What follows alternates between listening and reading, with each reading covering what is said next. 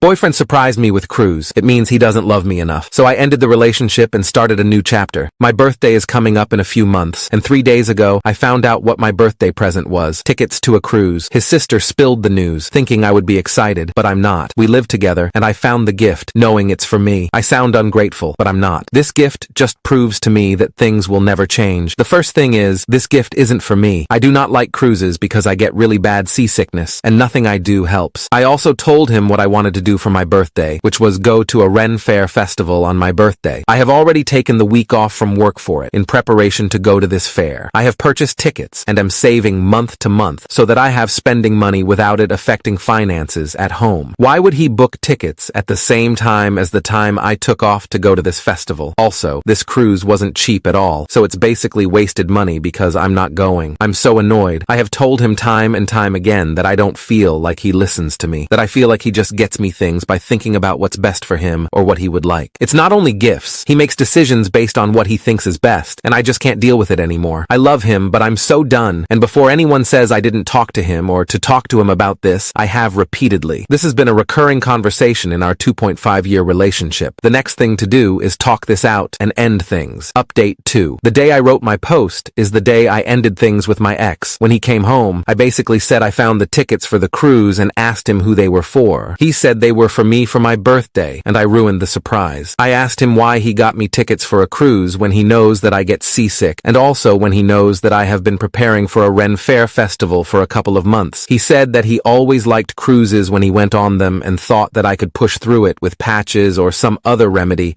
because it was a really expensive cruise. He continued talking, but to be honest, I spaced out because I realized just how much this man didn't care about me. He bought cruise tickets completely disregarding what I had planned, how I would feel, and what I wanted to do, all because he liked them. Like, forget my birthday, forget what I want, forget how sick I get. He likes cruises, so we should do that. I think he realized I wasn't speaking or excited because he asked me what was wrong, and I broke up with him. He was shocked and angry, and he asked why. This isn't the exact wording, but I said something like, it's because I have realized how much you really don't care about me, and that you're always willing to put your wants over mine every time it suits you, even on my birthday. He started to argue and wanted to talk about it, but I was just numb and went to bed on the couch. After 2 hours of trying to speak to me, he left me alone. I woke up the next day and got ready for work. I oddly felt fine, and he wanted to talk, but I just said, I'm done. And if he wanted to talk about the apartment or what we would do about the lease or anything regarding the end of the relationship, I'm okay with that. I told him I'm not changing my mind about this, and for me, this relationship is done, and I just want to split amicably. While I was at work that day, I had free time, and I wrote down every instance I could remember just in the last 6 months of him choosing his wants needs over mine. It was nearly 3 pages front to back, and I didn't even realize how much I let go of because he didn't want to do it. When I went home and he tried to talk again, I gave him the list, and I explained what it was. He left me alone the rest of the second night. He's still not accepting the breakup. He wants to do couples therapy now, or even go on a break because he realizes how much he has done, but nope, I'm not doing it. I'm not trying to be mean or harsh to him, but I don't want to give him false hope. I also feel weirdly okay, but also numb at the same time. What I have to deal with now is breaking the lease, which he isn't willing to do because he thinks we can move past this. So I'm going to talk to the leasing office and see my options. At least I have my birthday to look forward to as I deal with a relationship ending and having to find a new place to live. So I don't even know what to say about the past 2 weeks since I last posted. I had hoped to do a real quick update saying I was good, out of the lease, found a place, but I can't say that. First, the leasing office offered me a way out of the place, and it's really expensive. We have 4 months left, and there is no way I could afford to break this lease, find a new place, move, put down a deposit, and everything else that comes along with moving. If my ex and I break the lease together, it is significantly cheaper, but he has refused, so I have no choice but to live with him. I have a few places in mind, and I'm eligible, so I will just deal with this for now. I moved all of my things to a storage unit and put all my important documents into a safe location elsewhere. I have to get furniture for my new place since it was his place I moved into,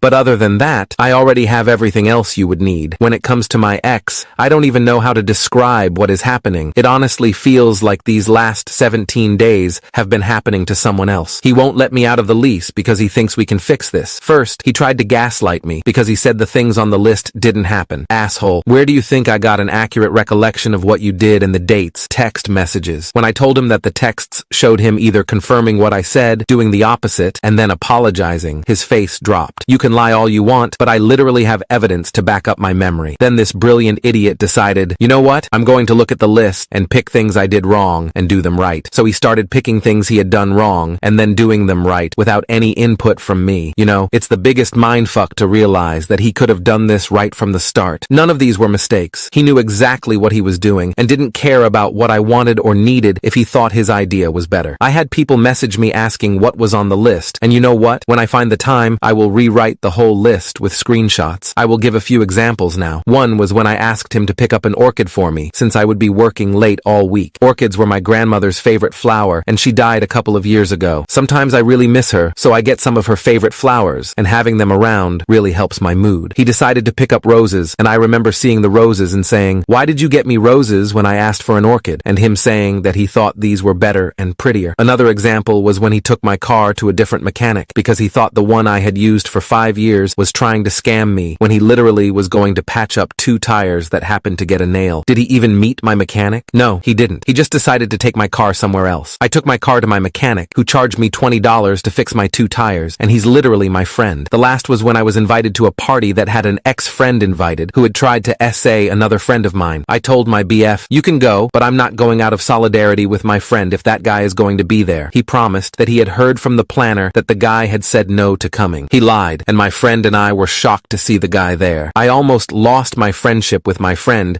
because my ex thought that we shouldn't miss out on a party because he could prevent the guy from approaching us. My ex would do things like this all the time, and each time I would be livid because he promised to do something for me, and then would veto my decision to go for what he felt was best before discussing it with me. I take full responsibility for enabling this behavior, but I honestly thought at the time that I was compromising, and he fully took advantage of that. At the time I thought, wow, he's not doing what I wanted, but he's still doing these things, and it's misguided, but he's trying. I did go to my close friends and sister to vent, and I would hear, "Oh, but at least he still got you flowers. I can't remember the last time I got roses. He was looking out for you. Some mechanics are leeches. He was trying to be a protector when he lied about the party." I realize now that these responses made me feel bad and helped me accept the behavior, because when I vented to my friends and sister, I got feedback that made it seem like I was ungrateful and that he was a boyfriend who made mistakes, but at least he tried. I also didn't realize the sheer amount of bullshit I put up with. Writing it down and seeing the list get longer and longer when you have barely scratched the surface, you're like, how did I get here? How did I let so many things slide? Where the hell did my backbone go? I will say the backbone is back, and I'm not tolerating any of this. Anytime my ex tries to talk to me about things not regarding the lease, I tell him to push through it. Your feelings are hurt? Push through it. You still love me? Push through it. You're in pain? Push through it. You did something nice for me, but I'm ignoring it? Push through it. You paid for couples counseling and I didn't show up? Push through it. I don't give a shit. He keeps asking why I'm fine, and honestly, I think a part of me checked out a long time ago, grieved this relationship, and that part was waiting for the rest of me to catch up. And I have. As for my friends and family, I have told them the relationship is done, and that's my decision, and that it's none of their business. When a few of them tried to make me feel bad about the cruise and how they wish someone would do that for them, I told them that their husbands, boyfriends not even doing the bare minimum for them doesn't mean that I should accept my ex's shitty behavior. I told them that maybe they should concentrate on why their SOs do nothing for them, instead of trying to get me to accept things I don't want or need just because my ex happened to try. Not going to lie, that response took me a couple of hours to articulate, and some of them aren't talking to me now, but oh well. So that's my life currently. I'm living in the guest room, and my ex is still trying. He's very annoyed and hurt, but that's not my problem. He is basically holding me hostage, so I don't care about his feelings. I have made it clear we are roommates. I don't cook, clean, or do anything for him. Honestly, I barely speak to him, and I ignore his calls and texts when not at home. If he won't let me out of the lease, I will treat him like a stranger. I will not harm him or destroy any of his things, but I'm going to actively ignore his entire existence for the next 4 months. Either he deals with this, or he lets me out of the lease. Other than that, I'm doing really well and working on myself, maintaining boundaries, and not letting people take advantage anymore.